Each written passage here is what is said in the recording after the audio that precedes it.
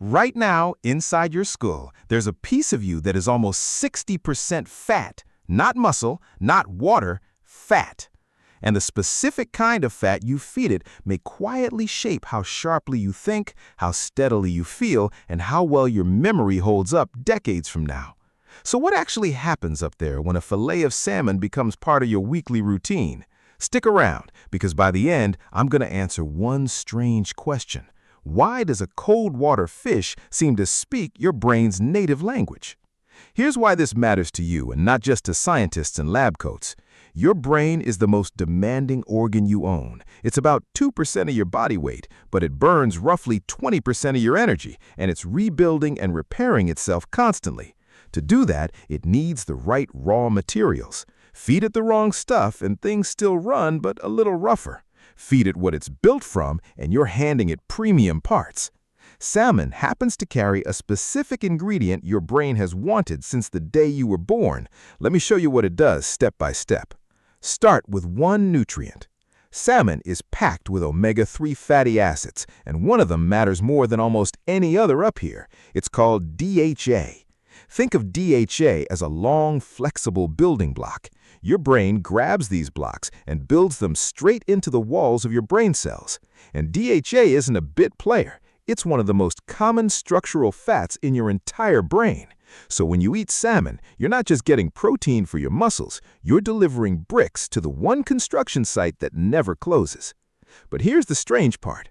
Those brain cell walls aren't rigid like a wall in your house. They're soft, oily, and slightly fluid, almost like a soap bubble.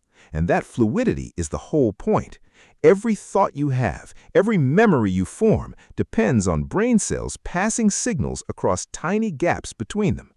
Researchers have found that DHA helps keep those cell membranes flexible and responsive, so the little gates and receptors embedded in them can open, close, and pass messages smoothly. A stiffer membrane is like a rusty hinge. A supple one swings easily. So, in a very literal sense, the fat you eat can influence how easily your brain cells talk to each other. Now here's where it gets even better, because salmon doesn't just build the wiring, it helps calm the neighborhood. Your brain deals with a low, constant hum of inflammation, a kind of background friction from normal living. A little is fine. Too much, over years, is linked in many studies to faster cognitive decline. Omega-3s from fish are what scientists call anti-inflammatory, meaning your body can convert them into signaling molecules that gently turn the inflammation response down. Picture a room full of alarms blaring for no reason. Omega-3s are like someone walking through and quietly switching off the false alarms so the real signals can be heard. But the wiring and the calm are only half the story. Let's talk about mood, because this is where it gets personal. The same messengers that carry your thoughts also carry your feelings. Serotonin and dopamine, the chemicals tied to motivation and a steady mood, get released and received across those same fatty membranes. Studies have repeatedly found that people who eat more oily fish tend to report lower rates of low mood, and some research suggests omega-3s may support the brain systems that regulate how you feel. Now, this is an area scientists are still actively debating, and fish alone is not a treatment for anything. But the link between what you feed your brain and how your brain feels is real enough that it's taken seriously. Here's a beat most people never hear about. Salmon carries a hidden partner nutrient, and it's not a fat at all. It's vitamin D, the one your skin normally makes from sunlight. A huge number of people run low on it, especially anyone who spends most of the day indoors or lives somewhere with long, dark winters. And your brain is dotted with receptors for vitamin D, little docking stations waiting for it to arrive. Research links healthy vitamin D levels to better mood and sharper thinking as we age.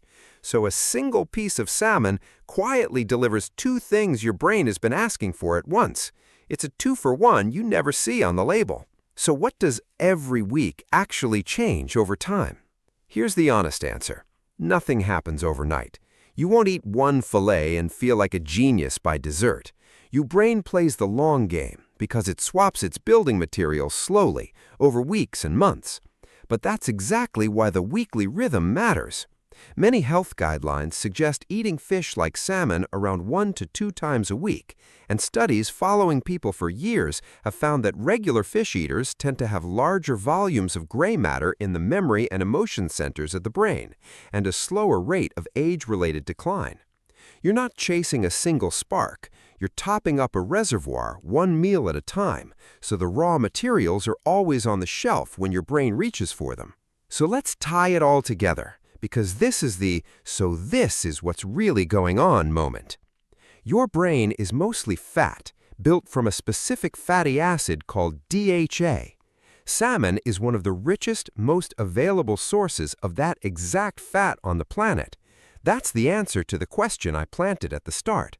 Salmon seems to speak your brain's native language because, quite literally, it's made of the same stuff your brain is made of. It hands over the structural bricks to build flexible cell walls, it delivers omega-3s that quiet the background inflammation, it supports the messengers behind mood and motivation, and it sneaks in vitamin D on the side. One food brushing up against nearly every system your brain relies on. Not magic, just the right ingredients showing up week after week at the one address that's always under construction.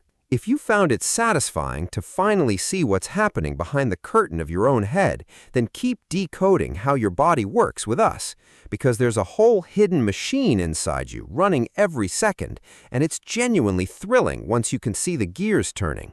Subscribing is the easiest way to keep these reveals coming, and it costs you nothing but a click.